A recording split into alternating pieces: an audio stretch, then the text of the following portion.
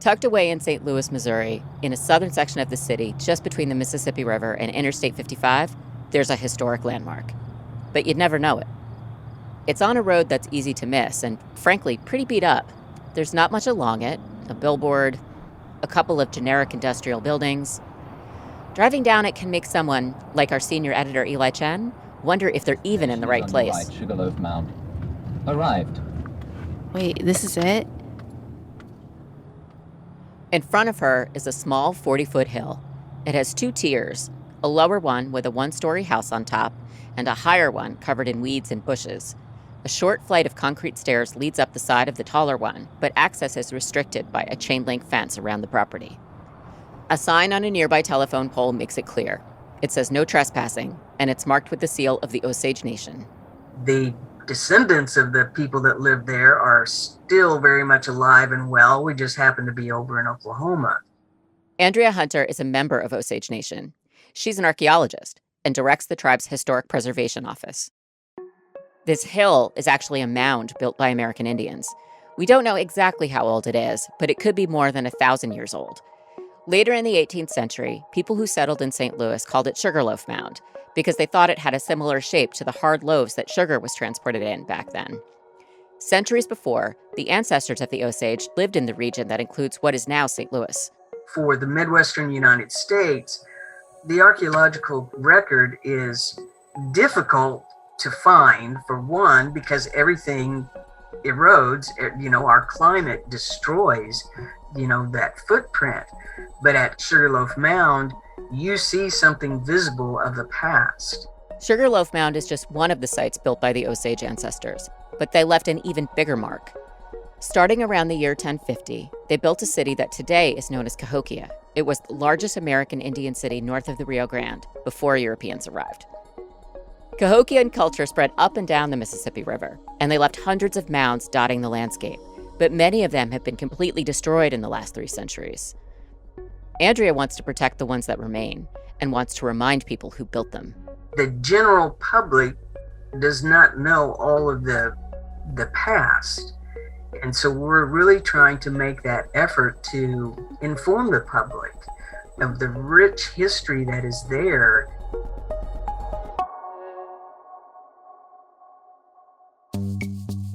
The mounds, as well as many other American Indian heritage sites, are in danger of disappearing, either from natural forces or human carelessness. Plus, they're often scattered across private land, which can make it hard for Andrea to access them. But she needs to do everything she can to protect these places so that this history isn't lost to the descendants of the people who built them.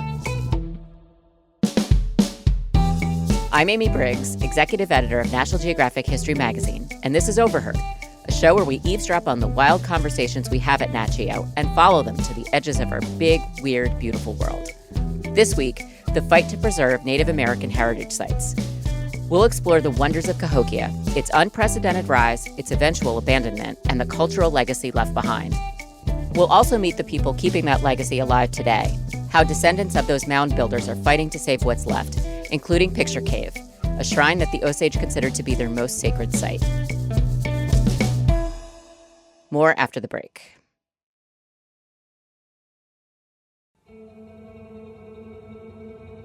Today, many members of the Osage Nation live on a reservation in northern Oklahoma. But if you trace back Osage history, past the land grabs that pushed them off their ancestral home, the tribe has a much bigger footprint.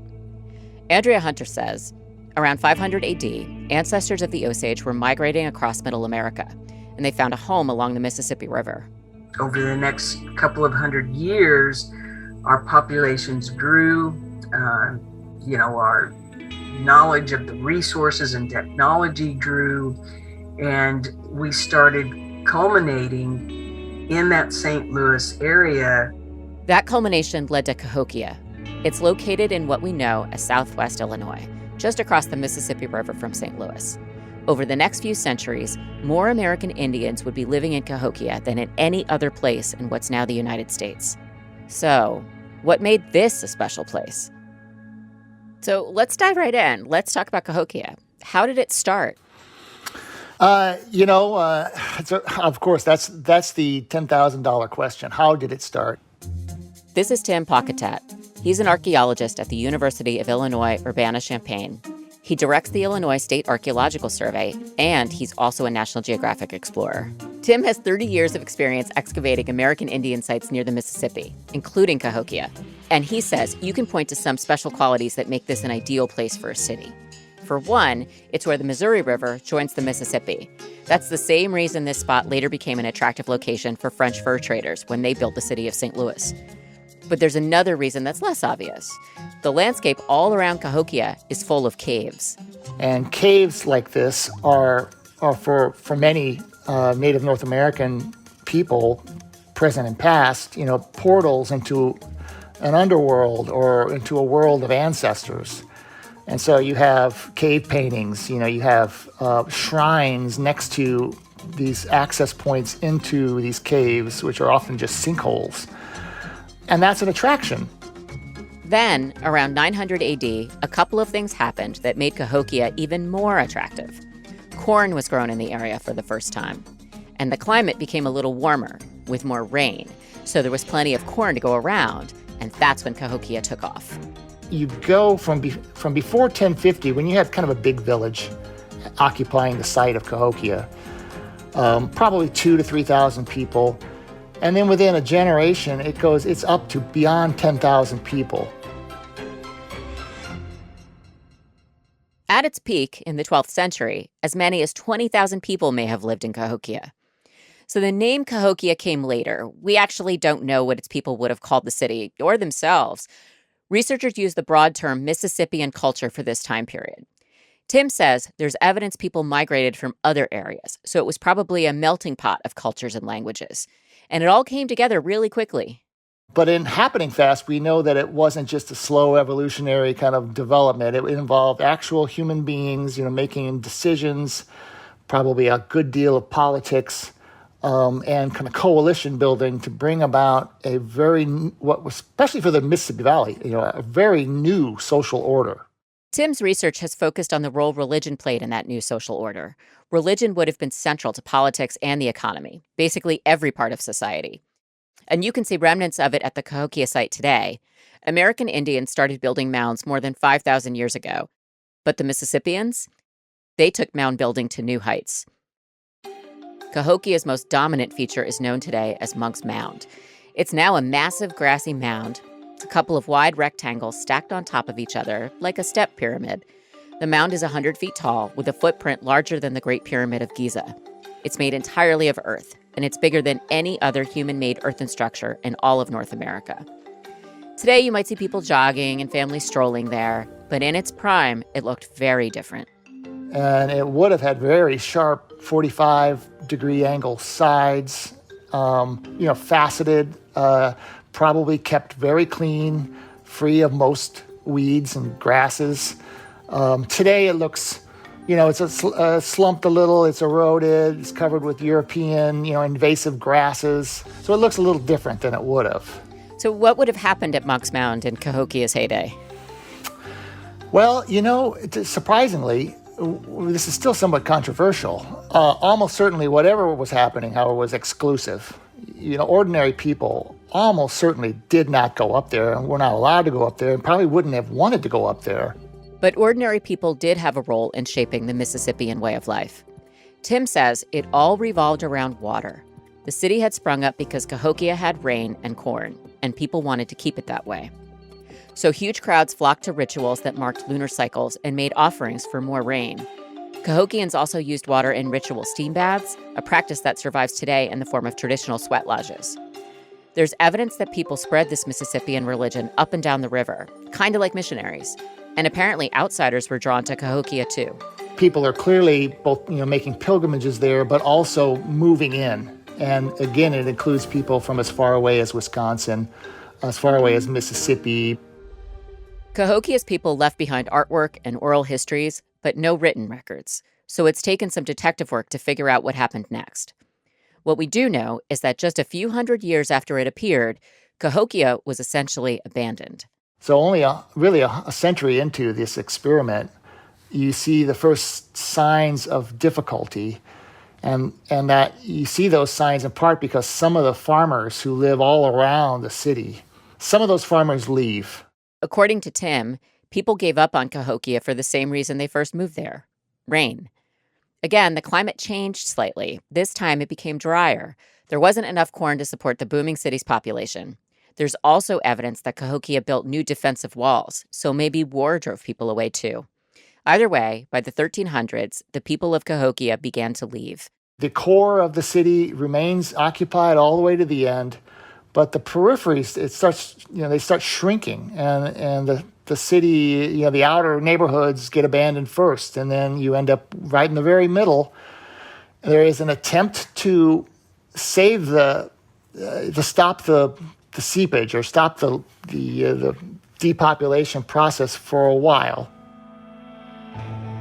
Over time, American Indians returned and started new villages, but the grand city was gone forever.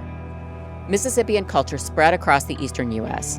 Today, several tribes, including the Osage, the Chickasaw, and the Peoria, trace their ancestry back to the people who built Cahokia. Andrea Hunter says the site needs to be protected. For me, and when we take our Osage constituents there, we can really connect to that location. There are strong feelings because there are so many of our ancestors that are buried there. It's a very special visit when we go. Our community members can connect to that and feel that. But preserving that heritage isn't easy. Coming up, how Andrea is fighting to save pieces of Osage culture that date back to Cahokia. More after the break.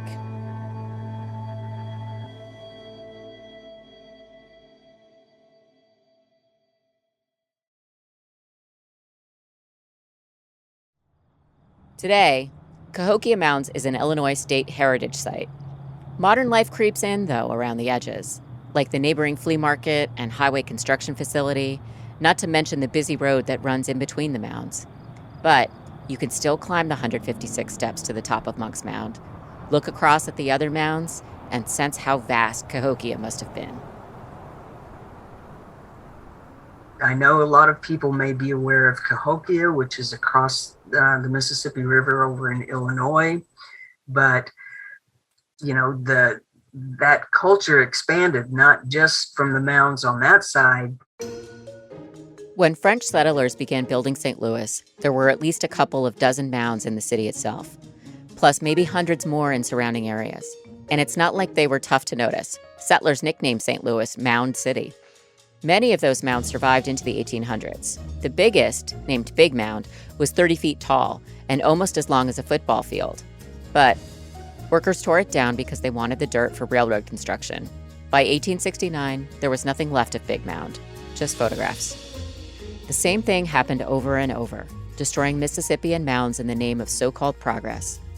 Leading up to the 1904 World's Fair, the city government demolished 16 mounds, all at once. Now there's just one left, Sugarloaf Mound.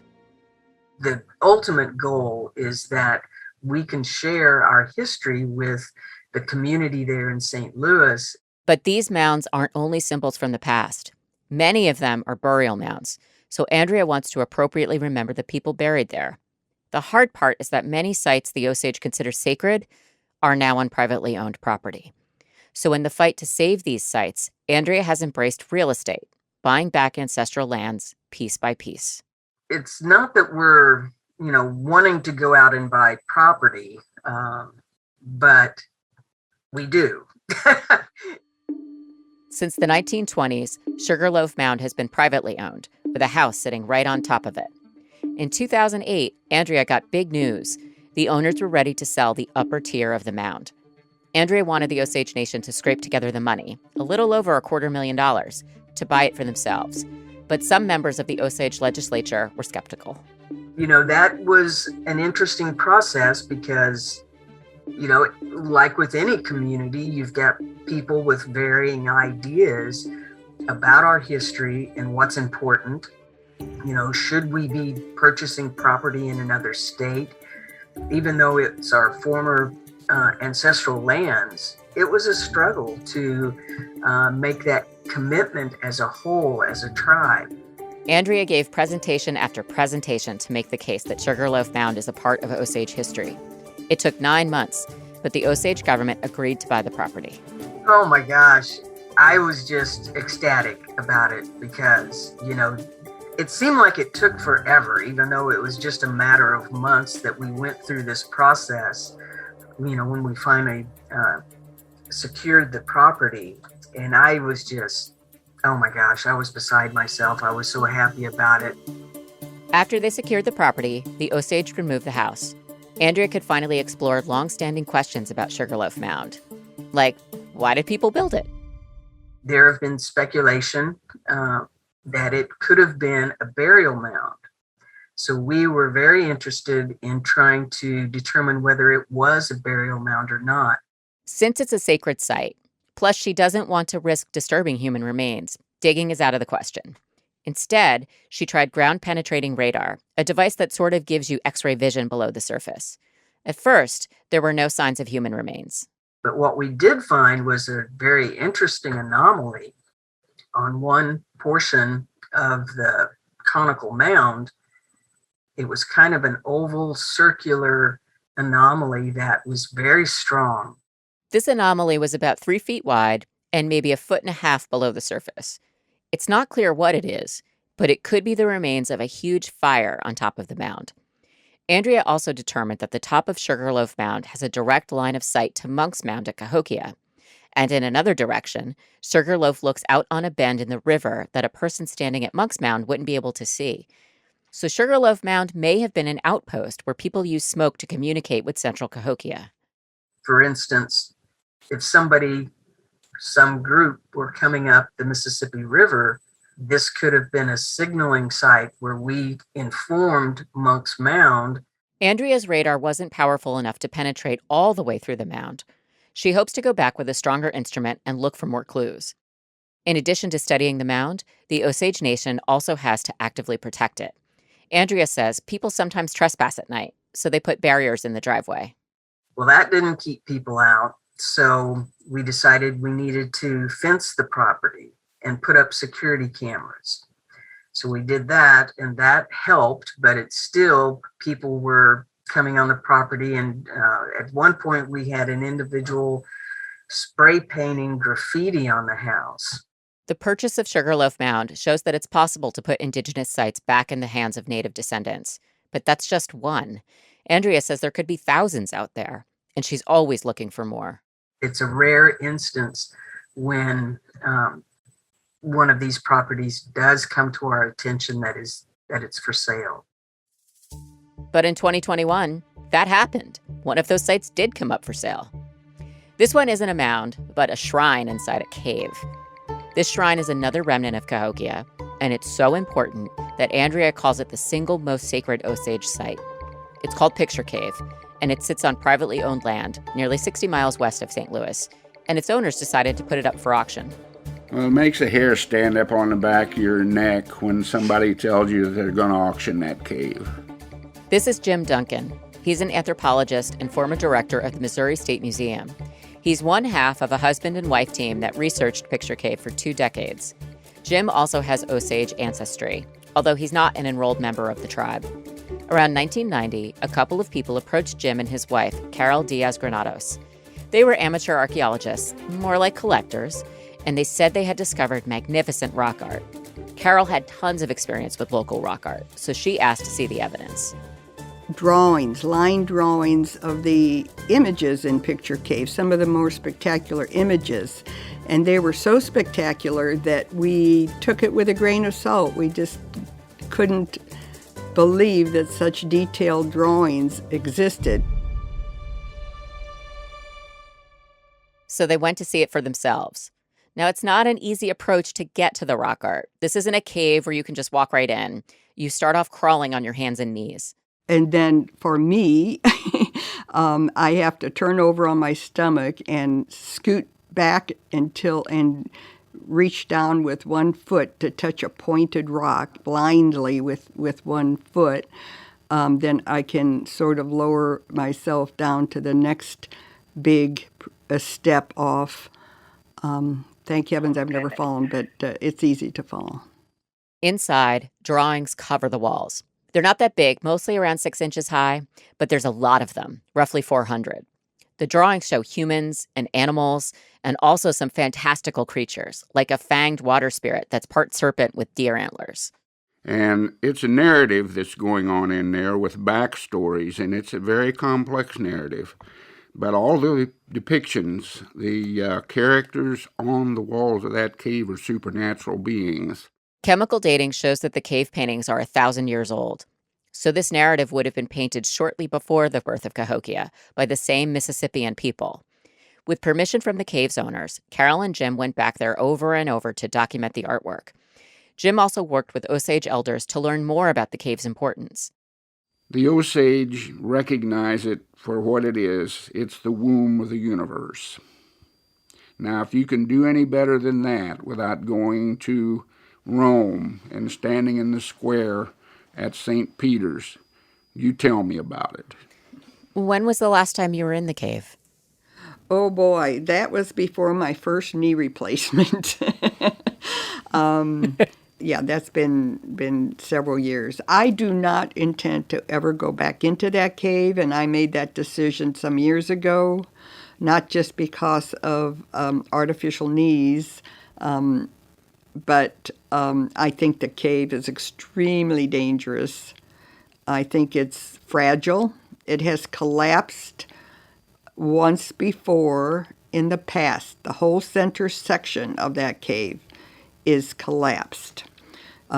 That central collapse to me is a warning. It happened before it can happen again. When the family who owns the cave decided to put it up for auction, Andrea Hunter snapped into action. She's never been inside the cave herself, but just like Sugarloaf Mound, she wanted the Osage Nation to own another piece of its history. But at Picture Cave, the story ended differently. In September 2021, an anonymous buyer paid more than $2 million for the cave and a parcel of surrounding land. Unfortunately, we're not successful at the auction for Picture Cave, so that was really hard.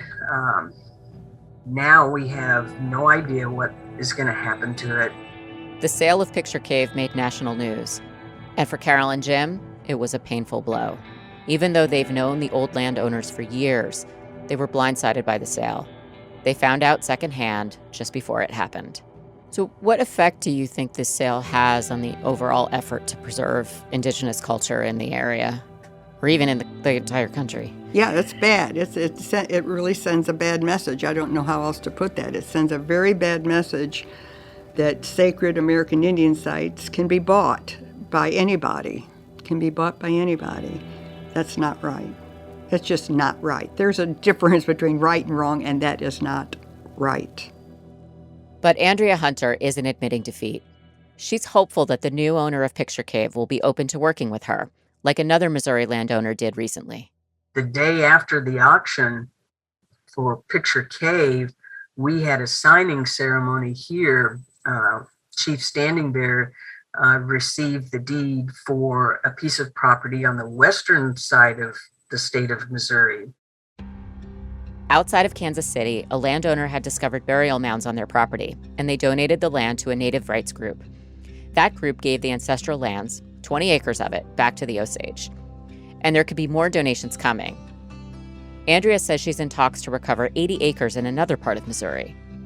Ultimately, she wants to keep the Osage legacy alive. She hopes to build an educational center at Sugarloaf Mound so that people can learn a chapter of American history they may not know about. We want the folks to know about the extent of the culture that was there, that was really a magnificent culture that had, far-reaching trade networks and, a massive political and religious system that was in place. The work at Sugarloaf Mound moves us closer to this fuller picture that Andrea describes. The Mississippian heritage imbued in these sites, whether it's the big ones like Cahokia, the smaller ones like Sugarloaf, and everything in between, taken together, they are beginning to reveal more of the complex history of these ancient Americans. And the people who made that happen? They may not live in the same place, but they sure didn't go away.